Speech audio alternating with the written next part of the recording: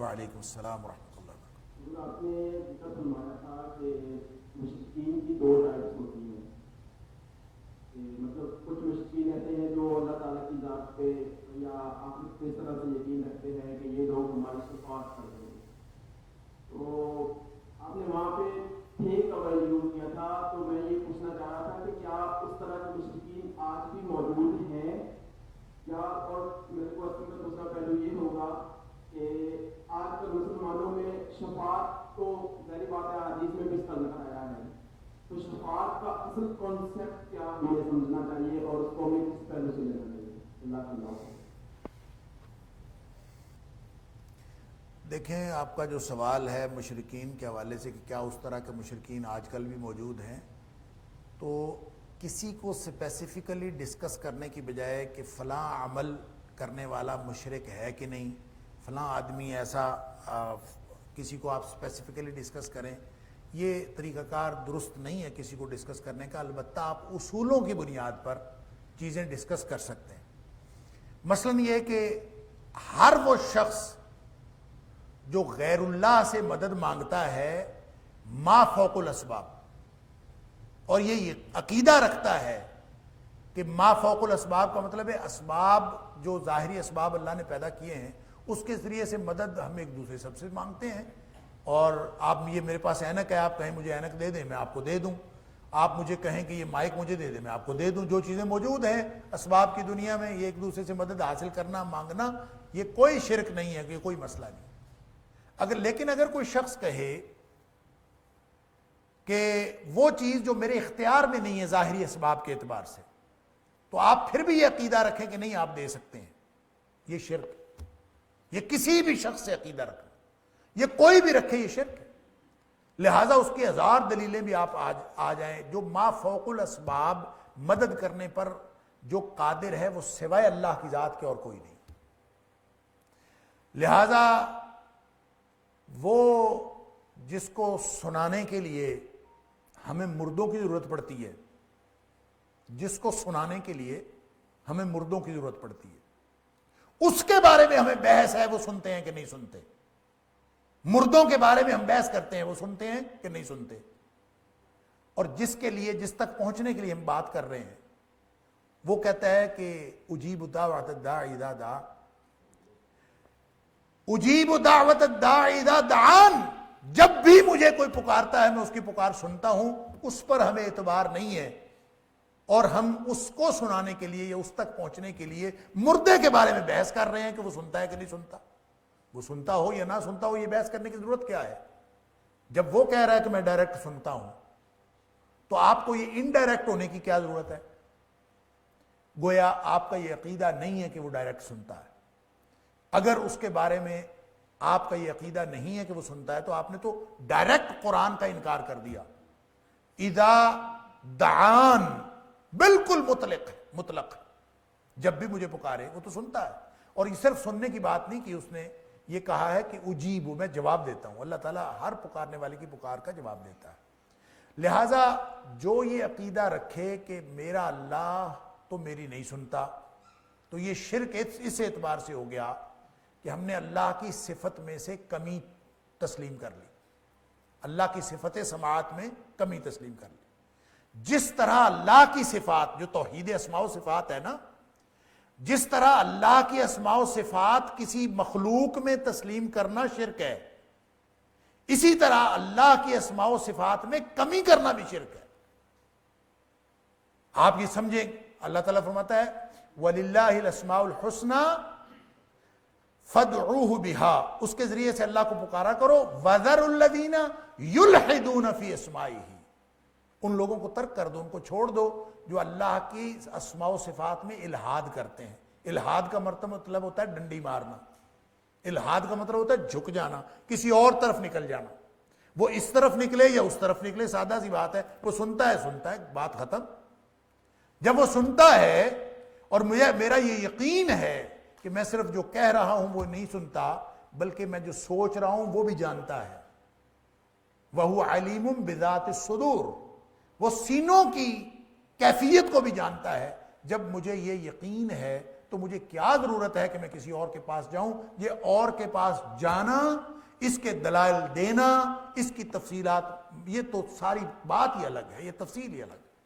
میں تو سادہ سی بات کرتا ہوں کہ اگر آپ ضرورت محسوس کرتے ہیں کہ وہ میری نہیں سنتا، تو یہ تو شرک کی ابتدا تو اسی بات سے ہوگی کہ آپ نے اللہ کی صفت سماعت میں کمی سمجھی اور صفت سماعت میں کمی تسلیم کر لی کہ وہ آپ کی نہیں سنتا۔ نعوذ باللہ من ذالک، وہ دیکھتا بھی ہے، وہ سمیع بھی ہے، وہ علیم بھی ہے۔ لہذا ایسے کوئی بھی لوگ ہوں جو یہ سمجھتے ہوں کہ اللہ ہماری ڈائریکٹ نہیں سنتا، تو یہ عقیدہ رکھنا، یہ باقی ساری تفصیلات سے قطع نظر، یہ بجائے خود غلط ہے۔ رہ گئی بات یہ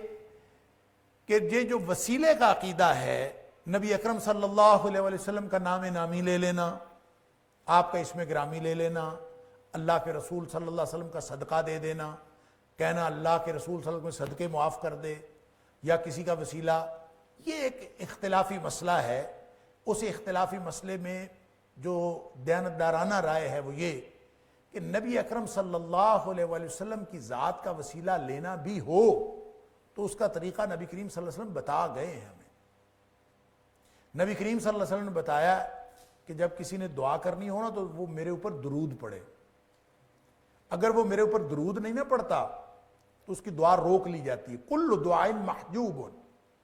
ہر دعا روک لی جاتی ہے، پردہ حائل رہتا ہے جب تک وہ نبی کریم صلی اللہ علیہ وسلم کے اوپر درود نہ پڑھے۔ گویا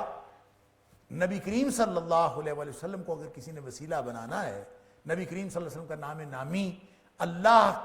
کے سامنے لے کر اپنے لیے کوئی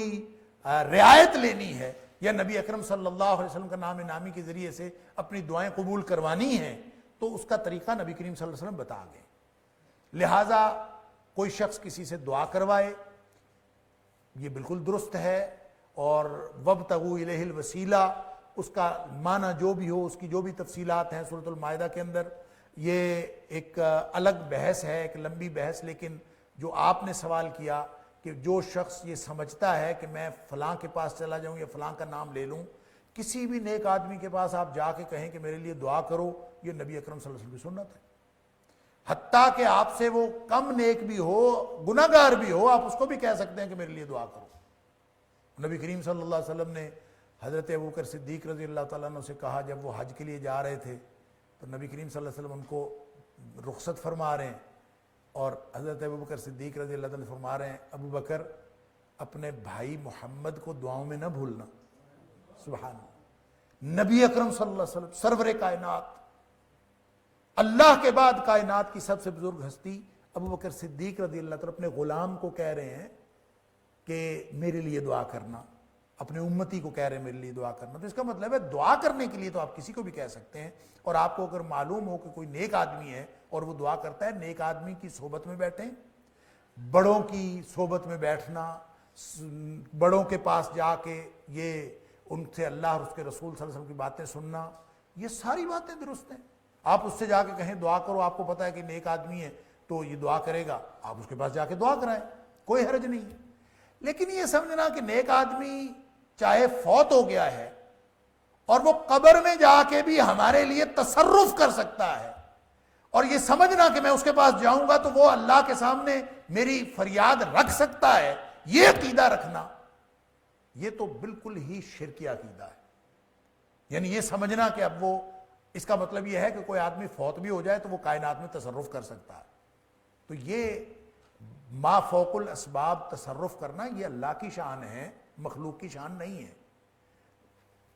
لہٰذا ہر وہ چیز جو نبی اکرم صلی اللہ علیہ وسلم کے بتائے ہوئے طریقے میں آتی ہے، ہمیں اس طریقے کو اپنانا ہے، وہ چاہے ہمارے عقیدے سے ٹکراتی ہو، چاہے ہمارے عقیدے کے مطابق ہو۔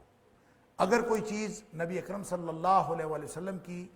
اصل عقیدہ تو وہی ہے جو نبی کریم صلی اللہ علیہ وسلم نے بتایا، اصل طریقہ تو وہی ہے جو نبی کریم صلی اللہ علیہ وسلم نے بتایا، جتنی بات اللہ کے رسول صلی اللہ علیہ وسلم بتا دیں اتنی ٹھیک ہے، جتنی بات اللہ کے رسول صلی اللہ علیہ وسلم نہ بتائیں وہ ٹھیک نہیں ہے، وہ پھر ہمارا اپنا خیال ہے، وہ صحیح بھی ہو سکتا ہے، غلط بھی ہو سکتا ہے۔ نبی اکرم صلی اللہ علیہ وسلم نے فرمایا صدقہ کرو، میت کے لیے پہنچتا ہے۔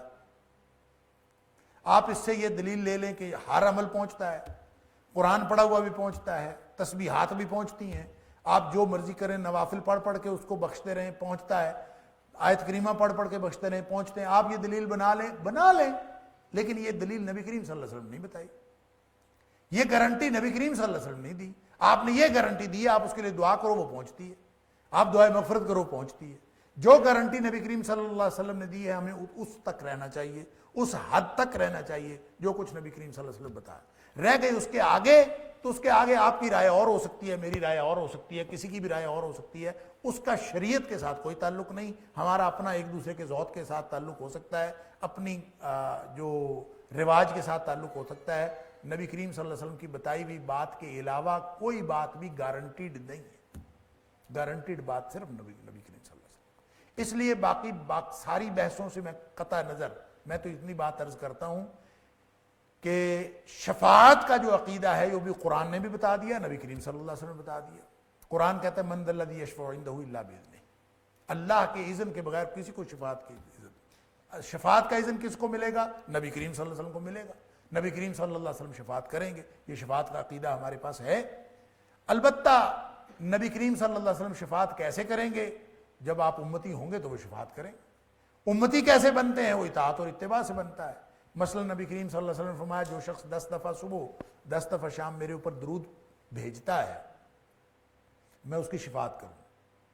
اب اس کا مطلب ہے کہ اب اس درود کو آپ لفظ وسیلہ کے ساتھ لگا لیں کہ میں 10 دفعہ صبح درود پڑھتا ہوں، 10 دفعہ شام پڑھتا ہوں تاکہ نبی کریم صلی اللہ علیہ وسلم وسیلہ شفاعت بن جائیں۔ آپ یہ لفظ لگانا چاہتے ہیں تو لگا لیں،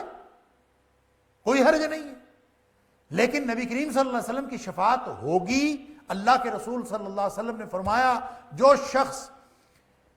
اذان سن کے جواب دیتا ہے اور جیسے جیسے مؤذن کہہ رہا ہو اور اس کے بعد میرے اوپر درود پڑتا ہے اور میرے لیے دعا کرتا ہے کہ اللہ نبی اکرم صلی اللہ علیہ وسلم کو وسیلہ عطا فرمانا، وہ وسیلہ ایک مقام ہے جو جنت الفردوس کے اوپر ہے، نبی اکرم صلی اللہ علیہ وسلم نے فرمایا وہ ایک ہی شخص کو ملے گا اور میں امید کرتا ہوں وہ میں ہوں۔ تو جو مومن میرے لیے دعا کرے گا ہر نماز کے ہر اذان کو سن کے تو میں اس کے لیے جنت کی سفارش کروں گا۔ اب یہ وہ ساری چیزیں ہیں جو نبی کریم صلی اللہ علیہ وسلم شفاعت کا حقدار بناتی ہیں، لہذا شفاعت کا عقیدہ بھی اسی حد تک جو حد نبی کریم صلی اللہ علیہ وسلم نے بتائی، اور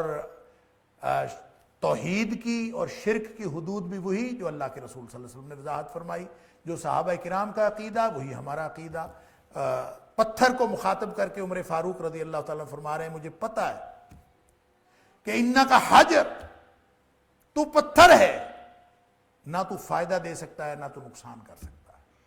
میں نے اگر نبی اکرم صلی اللہ علیہ وسلم کو تجھے چومتا ہوا نہ دیکھا ہوتا تو میں کبھی تجھے نہ چومتا۔ گویا پتھر کو نبی کریم صلی اللہ علیہ وسلم نے چوما ہے تو ہم نے بھی پتھر کو چومنا ہے۔ نبی کریم صلی اللہ علیہ وسلم گارنٹی ہیں، پتھر گارنٹی نہیں ہے، لہٰذا کسی بھی چیز کے بارے میں، کسی شخصیت کے بارے میں، کسی بھی اسپیسیفک عمل کے بارے میں ہمیں رہنمائی تو مدینے والے سے لینی ہے۔ اللہ تعالیٰ ہم سب کو ہدایت نصیب فرمائے اور اللہ تعالیٰ ہمیں وہی عقیدہ اور وہی عمل اپنانے کی توفیق عطا فرمائے جو نبی اکرم صلی اللہ علیہ وسلم نے صحابہ کرام کو سکھایا تھا، اس لیے کہ یہی معیار نجات ہے، یہی معیار ایمان ہے اور اسی کے ذریعے سے دنیا اور آخرت کی کامیابیاں ملتی ہیں۔